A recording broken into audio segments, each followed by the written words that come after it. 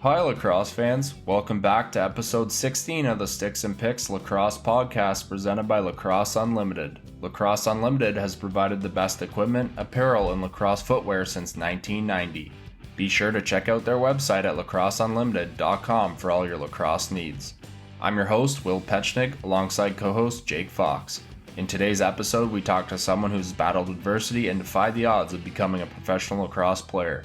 He's one of the toughest guys to ever play the game. He shares his story about his crazy and awesome lacrosse career. We also talk about fighting in lacrosse and the pros and cons it brings to the game.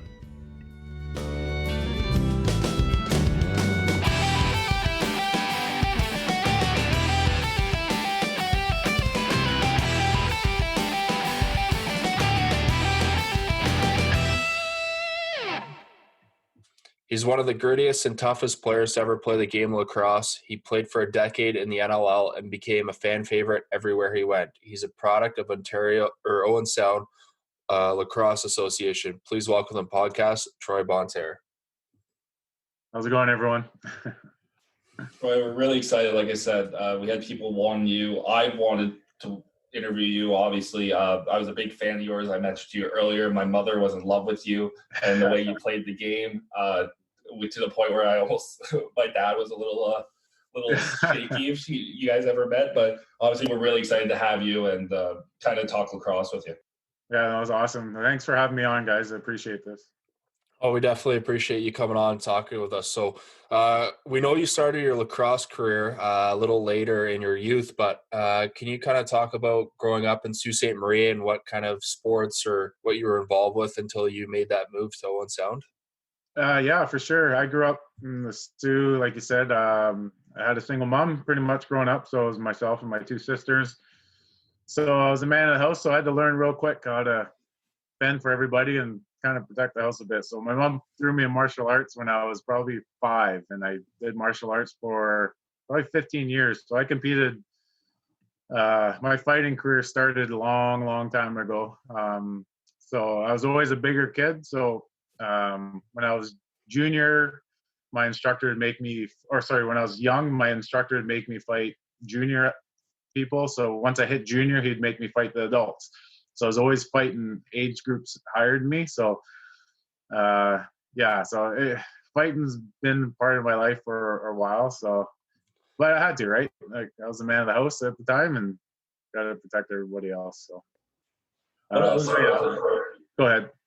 So you mentioned martial arts. Were you playing other sports before lacrosse, obviously before you made the move? Yeah, I played a ton of football. We had a really good program up in Sault Ste. Marie. Being a border town, we played a lot against the U.S. So I got noticed in the U.S. So really, like, I had a good football career ahead of me. I was ranked in the top 10 in the U.S. I had scholarships to everywhere, to like every Division I school pretty well in the States. So, but things take a weird turn in your life. My mom passed away when I was right in the middle of that, and my head kind of went sideways, and that brought me to Owen Sound from there. So yeah, you said you moved to Owen Sound at the age of 17, I believe it was, and you got started with lacrosse at that age. Again, you're one of the few guys that picked up a game that late. One guy that obviously I mentioned was Mark Steinhaus. Yeah. Picked up a game really late and made a career of it. So how did you get into lacrosse? What was that process like for you? Just a group of guys I met. Lacrosse is huge in Owen Sound, and really I didn't know much about it in the Sioux. And the group of guys I met all played for the junior B team, and they said, "Hey, we're going to go to a game. Let's go check it out." So I went and watched, and first game I saw, there was a massive line brawl, and I was like, "Oh, this is kind of interesting." So I asked one of my friends' dad was the owner of the team or ran the team or whatever, and I said, "Hey, do you mind if I try out? I've never grabbed a lacrosse stick before, but I'll give it a go." And that was history from there. Like I couldn't catch or pass the first year. It was embarrassing. I think I threw the ball in the stands more than I did at the net. But my first game, I got in a good fight against the toughest guy in the league, and that was history from there. So, how long did it take you to get your first junior role? I can't remember. I don't even know. I don't think it was too long. You know, I had a couple of good coaches that really pushed you, and I actually got sat the one game because I wasn't scoring a goal, and I'm like, Coach, I don't do this stuff because I don't care. So that was Derek Forbes back in the day, and he was an old school NLL guy back in the day, tough dude too. So. Yeah, no, certainly. And my dad passed away unexpectedly when I was 18, and you said it there. You're forced to kind of grow up quicker, and it's never easy with stuff like that. So for the career that you turned into, the lacrosse career that you had is something you should be proud of, and a lot of people can look up to you for what you've done through your career. So we're gonna talk a little bit about playing lacrosse in Owen Sound in the junior season. Were there any players that stuck out to you that were like guys that you maybe looked up to when you were playing lacrosse? In junior, like as in the NLL years, or like just in junior, playing in junior? Playing in junior, like teammates that kind of helped you out with playing the game or anything like that? Not so much in junior, a whole bunch. Well, a couple of buddies, and we're still friends, John Lowe and another guy, Matt Austin, I played with, and there's a whole pile of guys. But really coming near the end of my junior career, going into senior, really, Mark Cochran was a huge help with me. He was kind of a mentor, and I was always stuck with him. We played pro together for a bit, but yeah, my junior career, I always watched Mark. And then, Rodney Topp showed up here at some point too, so he was pretty impressive to watch too. Yeah, that's certainly awesome. So we're gonna talk a little bit, have a little fun here. Sorry, we're gonna do our this or that segment. So we're basically, Jake's gonna give you two options, and you gotta pick one of them, and you can explain if you want to, or you don't have to. It's completely up to you. Okay. All right. So the first one is playing or coaching, because I know you're coaching your kids now. Oh, geez, that's a tough one. I'm gonna say coaching, because the bond you make with these kids you coach, I think, will last a lifetime. And I have a good group of boys right now that are just growing tremendously, and they're at, where are they? Major Pee Wee this year. Oh, if we had a season this year, but they would have been minor Pee Wee. But I don't know. It's two different things. But I do, honestly, I enjoy the coaching and not having to run. All right. The next one is Rochester or Buffalo. Oh, that's a dirty one. Man, it's tough. Like I can't. It's hard. You guys are killing me here. I don't know. Buffalo. The fans were awesome. Rochester, the organization in Rochester was awesome too. Kurt over there was amazing to us. Treated us like gold. But both sides, I'd have to say, out of the two, though, kind of Buffalo, just because I got to play with John Tavares, So it was pretty neat. All right. The next question is chocolate or candy? Easy one. Oh, chocolate. Yeah, not a lot of it though. I'm getting older now, so I gotta be careful what I eat. See, all right, kind of stays on my body if I eat too much of it. All right. Next one on those. Who was the harder guy to fight? Brandon Francis or Rory Smith? Oh, Rory Smith for sure. Rory threw both hands with equal power, and the kid never got tired, and he never backed away, never shied down. I love fighting him. He was an awesome dude on and off the floor, but yeah, definitely Rory. All right. Would you rather have the game-winning goal or the game-winning assist? Oh, geez. Goal, of course, because I never scored a goal. So I'll take a goal any day. All right. Cottage country or city life? Cottage, 100%. Yeah. Just sit there by a fire and have a little bevy. Tim Hortons or Starbucks? Tim Hortons for sure. Starbucks too expensive. I can't afford that stuff. LCBO or beer store? LCBO. I'm a Scotch guy, so I pretty well live in that place. Who had the better jerseys, New Jersey Storm or the Arizona Sting? The Sting. I like the Sting jerseys. Yeah. Are you a McDouble guy or a McChicken guy? McDouble, for sure. For sure. I eat enough chicken at home when I eat healthy. If I'm going out to eat junk food, I'm eating junk. All right, and last, which look do you like more, the bald look or the locks? You had the long dreadlock. You know what? If I could still pull the locks off, I would, but the balding spot up here is not letting me do it. So I have to go with the bald look right now. Oh, that's great. You mentioned a little bit earlier to us that you had quite the journey to get the NLL, and you were never drafted, but you were playing Senior B, and you were noticed by, I believe, a coach. Can you kind of talk about being noticed in the Senior B game with Owen Sound, and then kind of going into your NLL career? Yeah, for sure.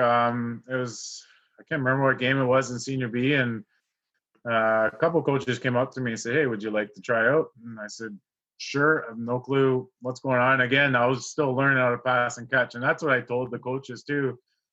And that at that time of the game, it was a different game, right? Back then, you really had your fighters, you really had your goal scorers, and now the game has evolved to an all-around game. But back then, they said, "You do your job, we'll teach you the rest." And so I said, "Sure." So I went out, Jersey, tried out. I think I played one game, and then I got released, and then I got picked up by Columbus that year or the next year, and after that, it was just history from there. So definitely an interesting journey. Not one I expected to do, but man, I loved it. Yeah, you mentioned New Jersey and then Columbus to start playing a couple games there, but you really hit your stride in Arizona. What was the big difference? Was it just Arizona give you more of a chance, or what was it? Yeah, that's what it was. I had more floor time, and I was really surrounded by some really, really good players and good coaches too, who kind of gave me a chance. And like if I messed up, wasn't the end of the world. But I was still there to do a job, and I did my job. And you play with good players, you practice with good players, and this is what I teach my kids when I coach them. Like the practice is huge. So you surround yourself by good players and surround yourself by good coaches who run a good structured practice. You're going to learn the game. And I did. Like the coaches gave me chances and believed in me and pushed me further than rather than that one-dimensional player. They wanted me to do more, and that definitely helped.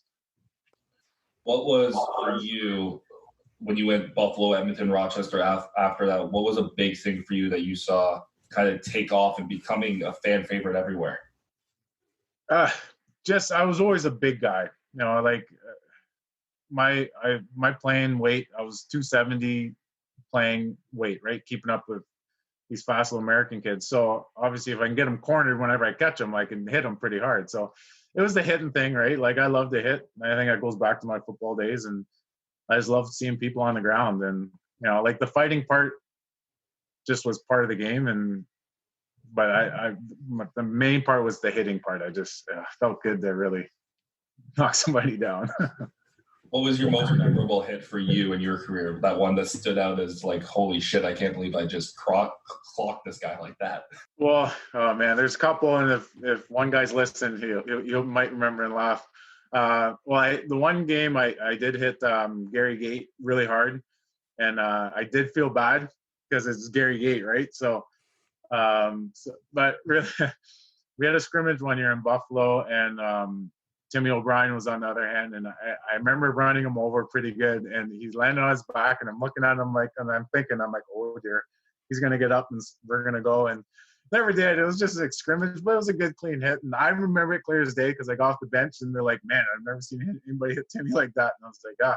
So I was ready and waiting, but Timmy's a great guy. We're good friends, and I hit him hard, and that was probably one of the more memorable ones. But I hit a guy when in Rochester. I think his last name was Christmas.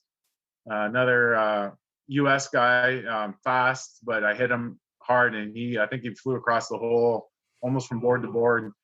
And I remember I read an interview on him. I think this was a few games after or something like that, and he was saying he's never been hit that hard. So yeah, good old Christmas. Yeah, he's a good guy though too. One thing I want to talk about too is the diversity of the game. You were one of the few African American players playing in the league at the time.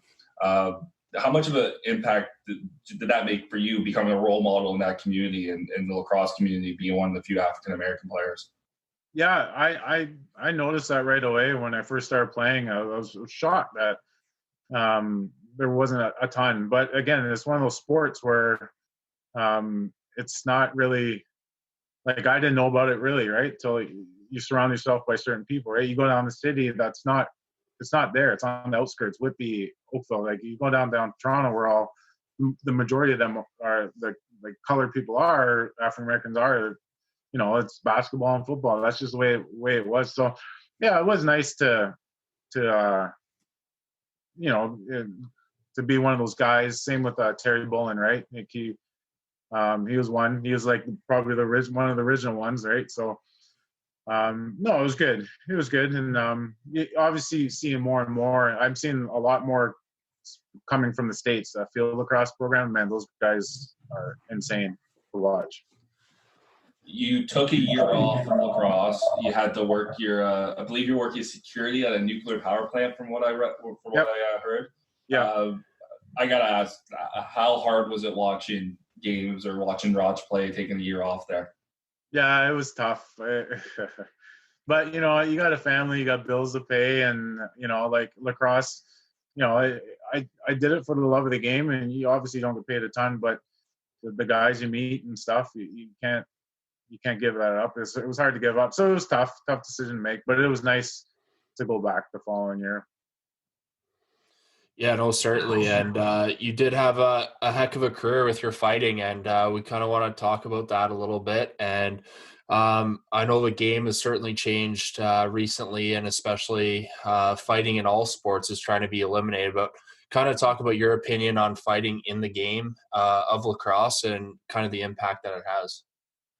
Yeah, like, you know, they're like hockey with hockey. The fighting's a part of the game. It's got to stay. Like you can't have guys running around or skating around or whatever, cheap shotting people. So, you know, we handle things different back then, and even before my time, it was worse. Like I've seen old videos and talked to old coaches, and it's like, holy moly, you guys did this, and now the young guys talk to us and say, holy moly, you guys did this, right? So, the game's changing. It's obviously way more faster now, it is fun to watch, but man, you got to get the odd tilt in here and there. It's really, does bring fans in the stands. It's a show, right? So you got to put on a show. How did fighting initially, I mean, you said like basically using your words, lack of hands, lack of lacrosse skills start, but how did fighting initially become a part of your role in the NLL? Was that something that you took to yourself to do it, or is that something where you just kind of coach was like, all right, you want to play, you got to do this, and when I give you the tap, it's time to go? Honestly, no, I've always been a protector, right? Like I've done that since I was a kid. So if I see somebody getting hurt, I just did it. And honestly, I never played hockey growing up. And like you said before, I never played lacrosse growing up. So my fighting skill was horrible. I was just a big, strong guy who can out-muscle people. And even in the NLL, it's the same way. There's so many more guys that are way more technical. I was just big and strong and can hold them off or bully them a bit. But yeah, I don't know. It's fun. Oh, I love that.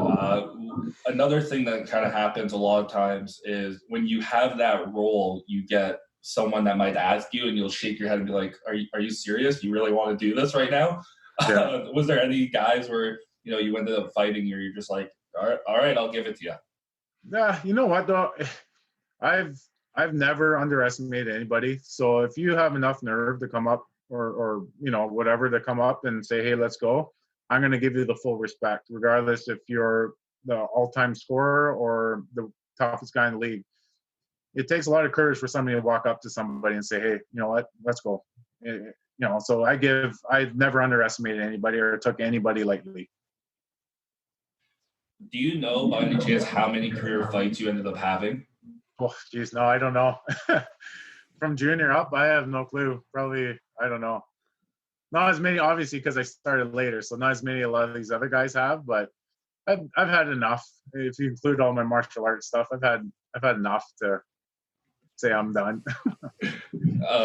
Who was your most memorable fight? Obviously, you and Rory Smith were two of the heavyweights, big heavyweights at least at the time, and you guys win a couple times. I remember watching videos, and it was literally the first one, and then the next one, everyone was like, "Oh, we knew it was coming. Here's round two," and you clocked them early in that fight. But what was your most memorable fight for you? Geez, that's a tough one. Probably, honestly, and probably my very first junior fight. I see the guy now. He's an awesome, good guy. He was Doug Noganosh. It was back in the day. He was my very first junior fight. So that's, I think, for me, is my most memorable because I had no clue what I was doing. I was just throwing bombs, and it went back and forth, and we shook hands after, and I still remember that clear as day. And he's an awesome dude. We have daughters the same age that play field lacrosse. I see him on the field all the time. And so that's probably one of them. And then obviously fighting Timmy. I fought Timmy O'Brien my very first senior A game when I was in Six Nations. So that's probably one of my favorite ones too. And again, one of those things where I say, "Hey Timmy, you want to go?" He said, "Yep." And I said, "Buckets off." He said, "Yep." He goes, "Let's go have beer after." I said, "Okay." So it was good. Let's talk about that, because there really is a code when it comes to fighting, not just in lacrosse but in any sport. I dealt with that in junior. It's a little different in junior lacrosse, where sometimes you got to chase the guy a little more and kind of convince them to go. But talk about kind of what that respect level was like between fighters, because a lot of people think like it's anger and you hate the guy and it's just go, but there's really a mutual respect. And afterwards, like you said, you'll get a beer with a guy or something like that. Yeah. Again, it's part of the game, right? So the majority of the players on the floor, it's a job, right? So they're really good at it, and I'm really good at, dealing with stuff on the floor. After that's done, we're off, and we're, back to buddies. And, Scott Campbell, Soupy, we've been like that forever. I remember a game in Rochester, he came up to me, he goes, "Troy, coach sent me out, we have to go." I'm like, "Yeah, that's no problem." I said, he goes, "I owe you one." So then the next following night in Toronto, I said, "Soupy, we got to go." He goes, "Okay." So it's part of the game, right? And it just obviously does change the pace of the game as much as people don't think it does. It does, it gets people pumped up. And it's fun.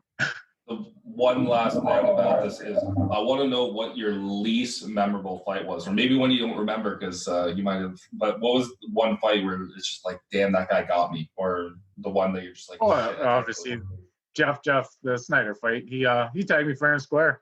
I couldn't grab onto anything, and just enough to daze me a bit. But man, you get in the fight, you're gonna get tagged, and it's not the first time I've been dazed. I've been hit by some big monsters doing martial arts and been woozy, and like you can't win them all, and you obviously learned. I learned a lesson from that, and that was a fight. You get older. When you get older and you start having kids and you start having a career, so that weighs on you as a fighter sometimes. And when you got to go home and go back to work, when you got shiners and you're getting all dizzy, it's hard. So when you're going into fights like that against good guys like that, you have to be 100%. And that fight, I wasn't 100%. I had kids at home, and I didn't want to get hurt. But I learned a lesson. I'm like, either I'm going to get more hurt if I don't go at him, or after that fight, I changed everything, and then those are the ones that year. I had a good tilt with Rory that year too. So.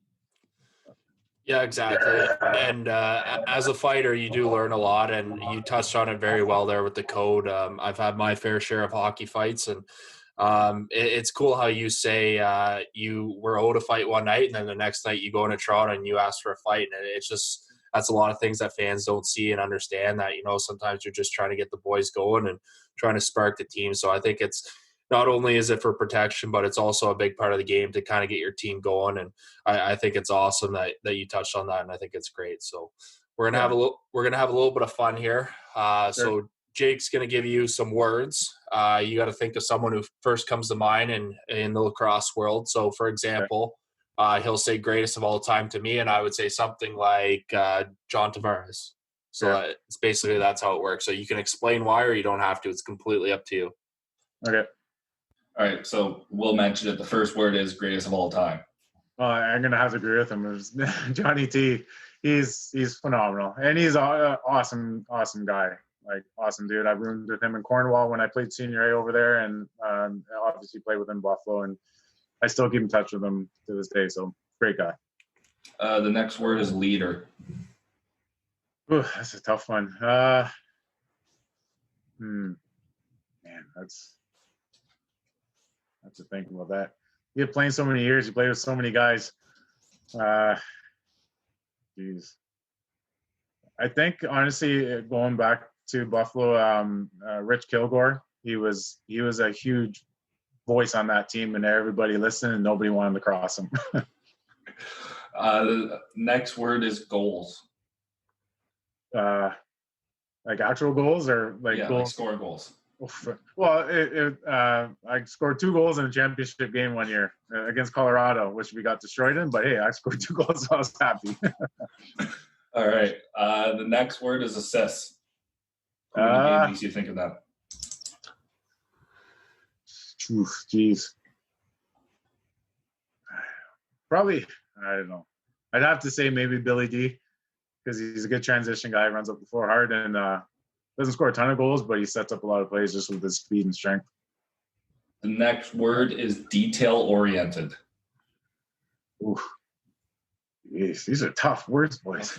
Detail-oriented. Let me think here. I would say probably almost every goalie in the NLL, because I've walked around changing with some goalies where if there's a piece of tape on the ground, they got to pick it up and put it in the garbage. So we purposely would throw tape on the ground.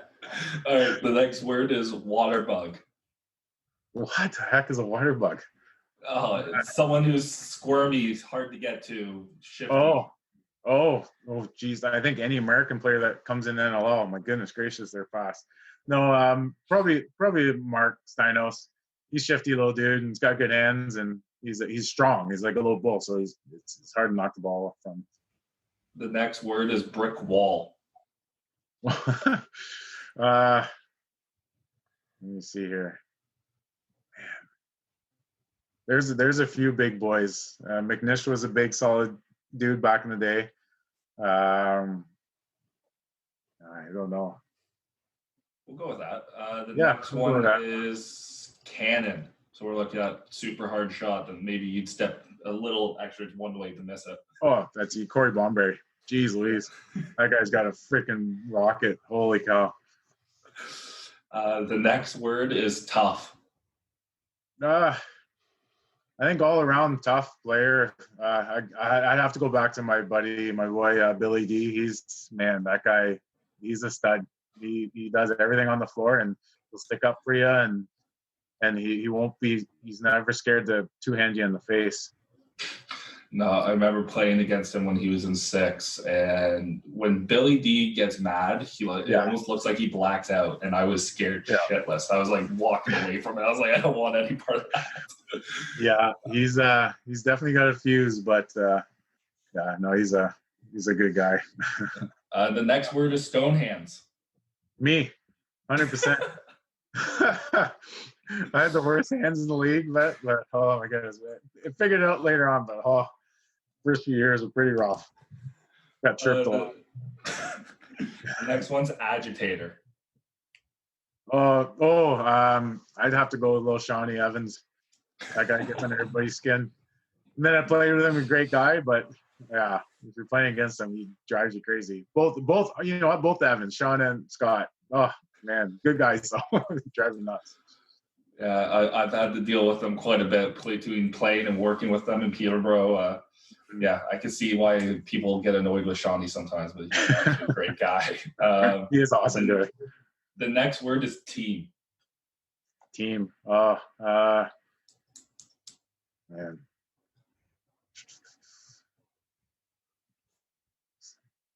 Geez, thinking. Couple guys in Rochester, like Micah Kersey, Steve Toll, all those guys. Man, they'll do whatever they can for the team. Same with one of my favorite guys, Sean Williams.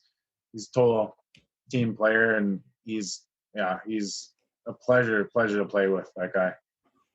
All right, and the word I always end this segment on, because it's my favorite word in the English dictionary, is jackass. Oh, jeez, Louise. There's one guy from Colorado that drove us all crazy. I'm drawing is it Jalbert? Jay Jalbert? Yeah.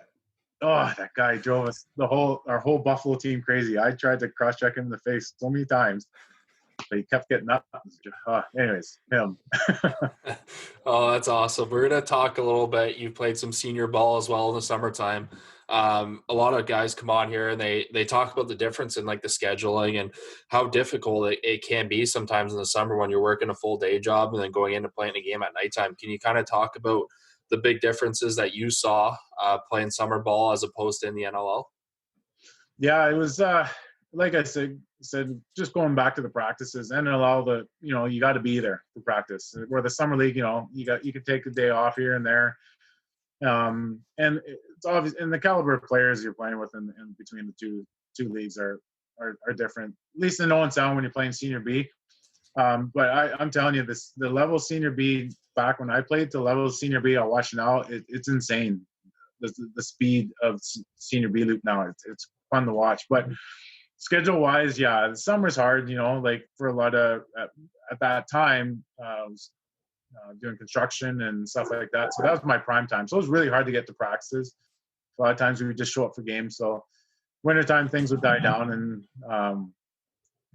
the practices were like a mandatory. You had to show up or you don't play. So that was the big difference between summer and winter. You got to take it a little more serious in the winter. Yeah, exactly. And in 2011 was your last season with Rochester. What kind of led to your decision to retire and kind of take on a new role in the game of lacrosse?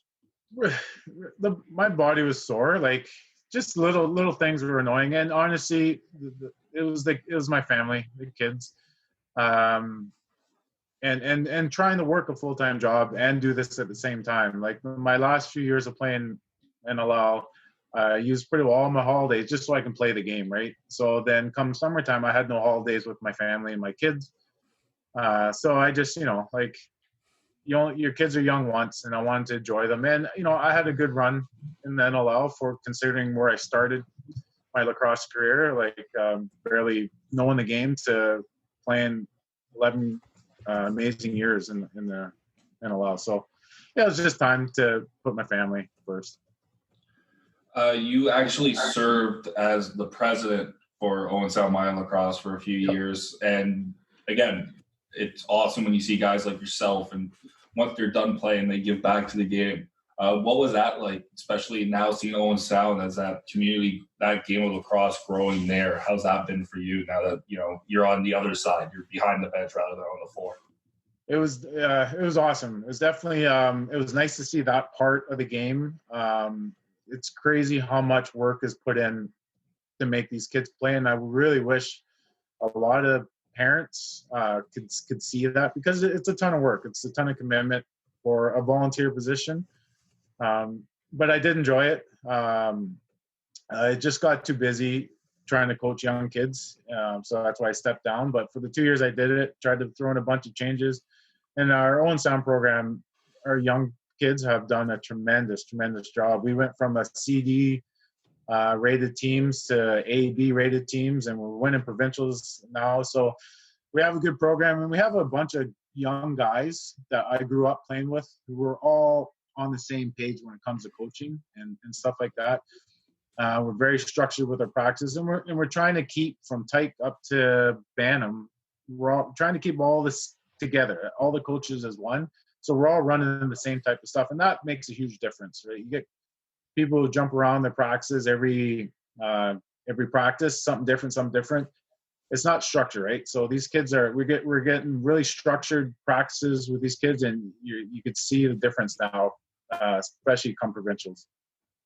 How much fun has it been for you now that you're in that coaching role, coaching your kids now and getting them started so early that you're almost going through the youth stage of lacrosse with them? Yeah, I am, and I absolutely love it. Like, I wish I played this when I was younger. It's a blast, and it's amazing to watch 8-9-year-old kids absolutely destroy each other on the floor and get up and come back to the bench. And I'm like, man, are you good? And he's like, yeah, I'm good. And I'm like, oh, jeepers creepers. So no, it's a blast, and I'm blessed that I'm able to give back to the community and to my kids and all his buddies and my daughter's friends too. I look forward to watching them grow up, and even when they're up and out of the house, I'm probably going to continue to coach minor lacrosse because it's a ton of fun, and it's nice finally to do the yelling instead of getting yelled at. So. One thing also we want to talk about is the Owen Sound tournament, because me and Will, when we were younger playing for Gloucester and the PM of Ottawa, that was a tournament that we always went to, and it was a lot of fun. I remember when I was there, Adam Jones was in junior, and being the big deal that he was, I believe I saw him running around the hotel in a case of beer around his waist. And which small town, not much to do. But again, talk about, like, you guys have developed that tournament into a great out of town experience for us. So how much pride is taken into, again, a center like yourselves, where it's kind of out of the way for a lot of teams to come to, but whenever you go there, you get a great experience. Yeah, and that's all our surroundings around Owen Sound, like with the Sauble Beach and everything else. Like, it is gorgeous up here, and once people do get up here, they keep coming back. And most of the people that enter this tournament, they'll either get a cottage down at the beach or they'll camp, and it's just a relaxing area. No hustle and bustle, no traffic, super easy to get to all the arenas. I think it's more relaxing and downtime for the parents than it is for the kids, and that's why we love having it. And you get repeat people, and I love seeing new teams coming in. And especially being the president the last couple of years, being able to talk with these players and parents and stuff, and asking them how they like Owen Sound and what they like best. And they all said it's just gorgeous up here. Like it's a little hidden gem, really. Like, people know about it, but once you're up here, they just want to keep coming back. So I love it up here. It's a great spot to raise a family. Do you guys still have, I can't remember if it was you, do you guys have that rink that's like attached to the mall? No, No? not anymore. No, we got the Bay Shore, and then that new rec center, and then the old Coliseum was tore down. So it's just those two right now. You touched on it too with Sauble Beach. Some of my fondest memories as a kid, I remember my family, when my Nepean teams would go up to Owen Sound every summer, we would go out and hang out for a week before the tournament started at Sauble Beach. And it was just some of the fondest memories I ever had. And Owen Sound certainly does a great job and making it a great experience for all the minor lacrosse teams who travel from out of town. So we're going to end here on our final segment with the referees. It's our play until the whistle segment. So as you know, there's been a lot of abuse towards officials, and now coaching minor lacrosse, you probably hear a lot of crazy parents. So we're going to ask you to tell us who your favorite referee in lacrosse is or was, and why. So I'd say my favorite would be Chuck Couture.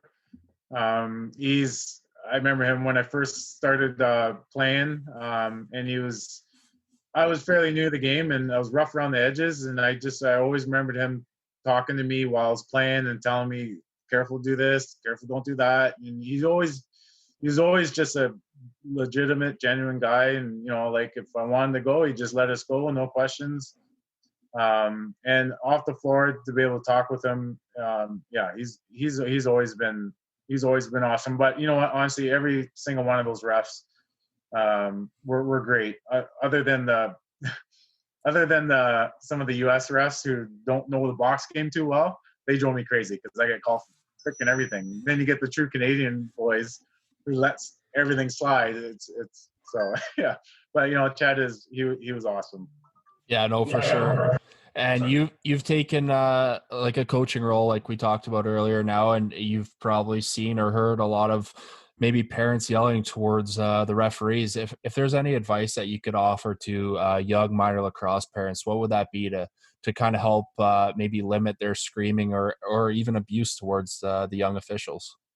Yeah, just let the kids play. They honestly, for the most part, the kids can't hear you on the floor. And when, as a coach sitting on the bench now, like, instead of being that player, I never really pay attention to the parents up in the stands. But being a coach now, I do look in the stands and I see some of the parents and some of their actions. I'm like, what are you doing? So, like, I've had good conversations with my parents. I've had a great group of parents and who know. But yeah, some parents just wrecks the game for the kids. And and we're trying to get new refs in this league. And I've always told my coaches I coach with, like, no, let's just lay off the refs. They're going to make good calls. They're going to make bad calls. If there's any major things, we'll just get down on their level and talk with them. But like we can't keep bashing or going at these refs because they're hard to come by. And if you get a grown man like I'm 6'3", 260 right now, if I go down and yell at a 14-year-old kid who's reffing, that's going to scare him. And we want that kid back again. So I've really loosened how my approach when it comes to talking to refs and my appreciation for them, because it being a coach, it's tough. It's tough for some of them. Yeah, exactly. And I think you touched on it there with the parents, especially. You said kids don't usually hear the parents yelling, and when you're playing the game that you love so much, you're focused on playing the game, and that's just all background noise, and you don't hear those parents at the end of the day. So we really do appreciate you coming on here and sharing your story with us, and we wish you all the best with your coaching endeavors in lacrosse, and it's great to see you give back so much to the game that you love. Yeah, thanks, guys, and you guys are doing a great job. It's nice to see lacrosse stuff on online, on social media. I'm always looking, and it's such a good sport, and I appreciate it, and I know we all appreciate what you guys are doing here. It's fun to listen to these interviews, and I did listen to the one you had with the nurse, the ref there. That was awesome. So yeah. It's nice to see this, and it's nice to see you guys are interviewing and talking to not just the stars, right? Like not the John Grants and the Barrises. You're talking to, the grit and the bottom of the barrel sometimes, which is right here. But no, I'm just joking. But no, you guys are doing an awesome job, so appreciate it. We respect the hell out of you. Thanks, Troy. No problem. Take care, guys.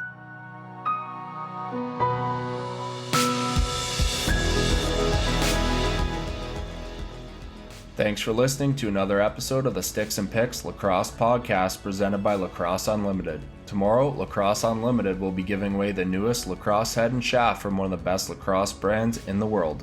Huge thank you to True Lacrosse for their support in growing the game through our podcast. Make sure you follow us on social media for contest giveaway details, more lacrosse content, and future episode releases. Our Twitter and Instagram pages are at SticksPicksLax, and our Facebook page is Sticks and Picks Lacrosse. You can subscribe to us on Apple Podcasts, Spotify, SoundCloud, and on our YouTube channel under Sticks and Picks Lacrosse.